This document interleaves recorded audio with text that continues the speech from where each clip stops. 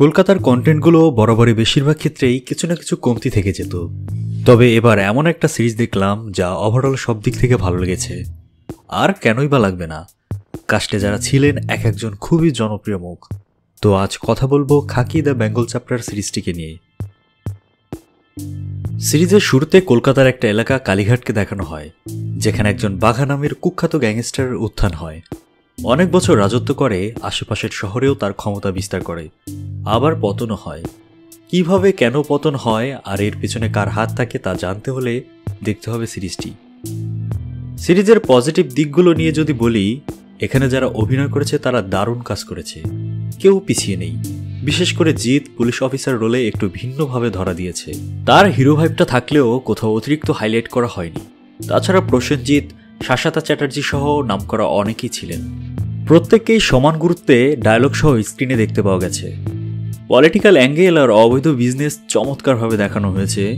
গল্প সাধারণ বা কমন হলেও এখানে উপস্থাপন আর অভিনেতাদের অভিনয় এতটাই ভালো ছিল যে কোথাও সামান্য বোরিং হবার সুযোগ ছিল না। সিরিজটাকে যদি দুই ভাগে বিভক্ত করি তাহলে প্রথম ভাগের এক্সপিরিয়েন্স 10-এ 10 আর শেষ ভাগে 10-এ 8 দেব। বাংলা কন্টেন্ট হিসেবে এমন প্রিমিয়াম কোয়ালিটির কাজ আগে তেমন একটা দেখা হয়নি আমার।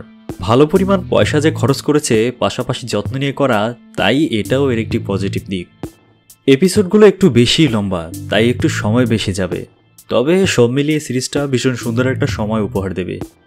সিরিজের ইন্ট্রোতে যে গান আছে সেটা ভীষণ ভালো লেগেছে আমার। আব অর রং দেখিয়ে বাঙ্গাল কা, এই টাইটেলেই গানটি করা হয়েছে। তবে একটা বিষয় অদ্ভুত লাগছিল, সত্যি বলতে ভেবেছিলাম যে হিন্দি ভার্সন থাকবে, তবে এমন হিন্দি ভার্সন আশা করিনি।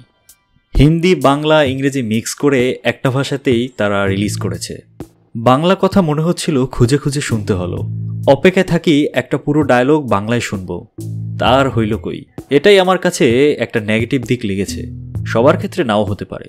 যারা পলিটিক্যাল এবং গ্যাংস্টার জনরা দেখতে পছন্দ করেন তারা বেশ উপভোগ করবেন। অ্যাকশন সিন বা ব্রুটাল সিনগুলোও দেখতে দারুণ ছিল। মারকাট রয়েছে, পাশাপাশি ধর্ষণ সিন ছিল, আর কিছু গালাগাল, এসব ছাড়া সব ঠিকঠাক। নেটফ্লিক্সে পেয়ে যাবেন সিরিজটি, আশা করি নিরাশ হতে হবে না। খাকি দ্য বিহার চ্যাপ্টারটাও দারুণ কাজ ছিল, বেশ প্রশংসা পেয়েছে, চাইলে ওটাও দেখতে পারেন। আমাদের ভিডিও ভালো লাগলে লাইক, কমেন্ট, শেয়ার করবেন, পাশাপাশি সাবস্ক্রাইব করে আমাদের উৎসাহ বাড়াতে পারেন। আজকের মতো এ পর্যন্তই, দেখা হবে পরবর্তীতে নতুন কোনো ভিডিওতে। টাটা।